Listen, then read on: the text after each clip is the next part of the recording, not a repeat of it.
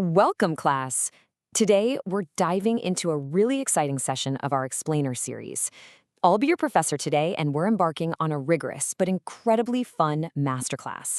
We're looking at the big three materials that literally form the backbone of modern infrastructure. In our previous session, we laid down the groundwork, but today, we're elevating our understanding to the materials that literally hold our world together: structural steel, timber, and concrete. As a student of structural integrity, you need to understand not just what these materials are, but exactly how they behave under extreme stress. So prepare your notes, focus your attention, and let's get started.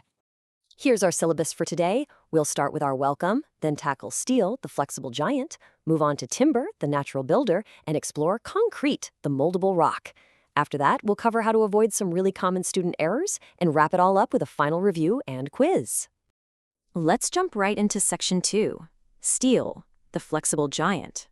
Whenever you look up at a towering skyscraper or drive across a massive suspension bridge, you're fundamentally looking at a giant skeleton. Structural steel is that skeleton. Its main job is bearing immense, heavy loads and dynamically resisting unpredictable forces like violent winds or sudden earthquakes. It's an ultra-high-strength material, for sure, but I want you to pay very close attention to one specific word here: ductility. In engineering, ductility is basically a material's superpower. It's the ability to undergo significant physical deformation before finally rupturing. Think of it like a highly resistant paperclip. You know how you can bend a paperclip back and forth without it immediately snapping? That's ductility. This elasticity and toughness mean that under extreme stress, like a seismic event, steel's going to bend and absorb that energy rather than just suffering a catastrophic brittle failure. It's absolutely crucial. We generally categorize this material into a few types: mild steel, high tensile steel, and specific rolled sections like I-beams or T-beams. These shapes aren't random, by the way. They're geometrically optimized to carry heavy weight. We use them for beams, columns, bridges, and even as reinforcement hidden inside concrete. But I have to issue a really stern academic warning for you all here. Despite its incredible strength, structural steel has some critical vulnerabilities. It absolutely requires rigorous, constant protection against two main enemies. The first is corrosion, basically rust. The second, extreme heat from fire. Fire literally causes steel to lose its structural integrity incredibly rapidly. Moving right along to section 3, timber, the natural builder. Now, timber is fascinating. It's essentially nature's bundle of straws running longitudinally, which makes it incredibly lightweight, yet it still provides moderate strength, especially when dealing with compression and bending.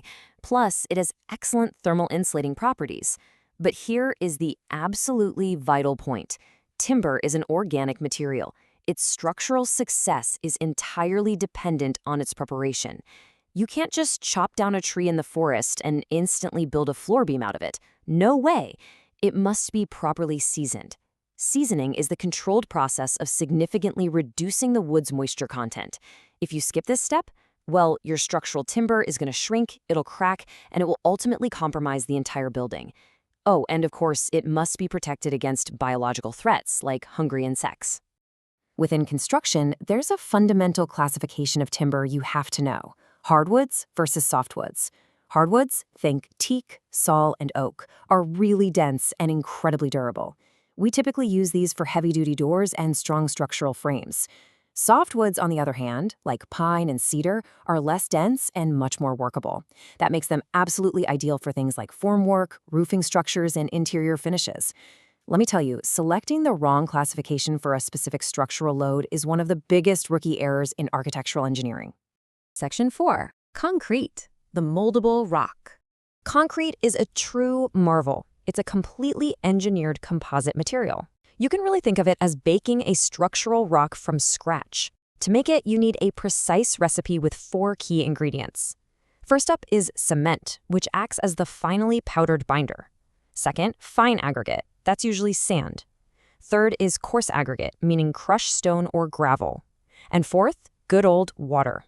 When you mix all these together, an amazing chemical reaction kicks off that turns this wet gray paste into solid stone. But take note here, the delicate balance of the water to cement ratio is exactly what dictates the ultimate compressive strength of the material. If you add too much water, your artificial rock is going to end up weak and dangerously porous. Let's take a closer look at those aggregates because they actually form the massive bulk of the concrete. Fine aggregates, like natural river sand or manufactured M sand, are tiny particles that can pass right through a 4.75 millimeter sieve. Their job is to fill in all those microscopic internal voids and improve the mix's workability.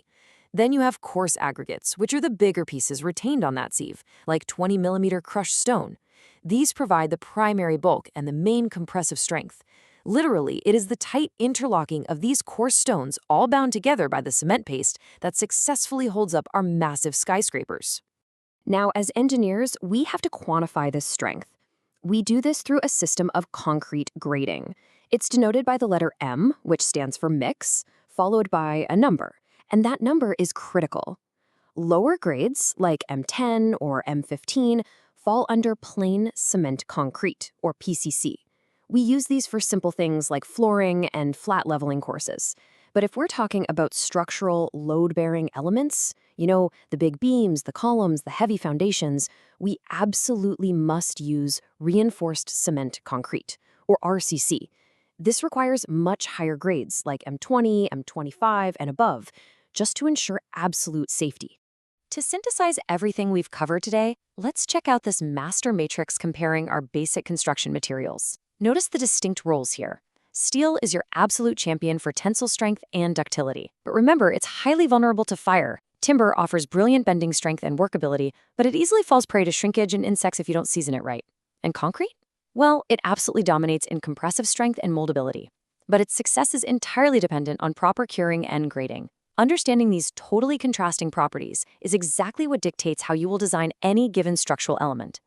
Let's head into Section 5, Avoiding Common Student Errors. Look, theory is completely useless if it's misapplied in practice.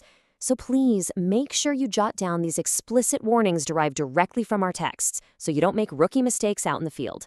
First, never ever assume steel is invincible. Forgetting its vulnerability to fire can quite literally lead to total building collapse. Second, ignoring the seasoning of timber is virtually a guarantee of structural warping. And third, actually this one is a massive pet peeve for every engineering professor out there. Never confuse the words cement and concrete. Cement is merely the gray powder. Concrete is the hardened composite final product. They are not the same thing, so don't use them interchangeably. And finally, Section 6, Final Review and Quiz. Let's see what you've learned. Here is your comprehensive final reference guide. Go ahead and take a screenshot or copy this down.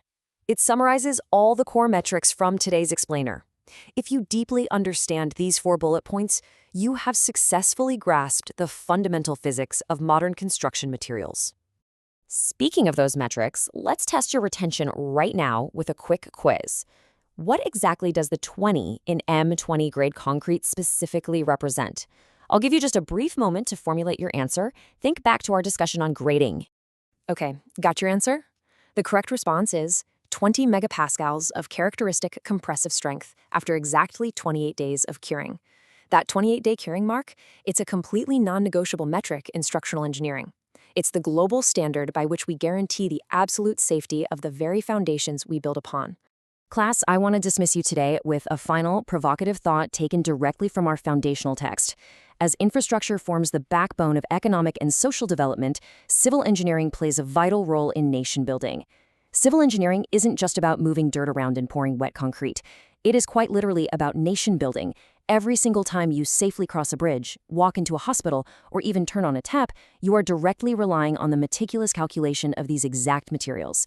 So I challenge you. Walk outside today and look at the buildings around you, not just as mundane structures, but through the trained eyes of a master engineer.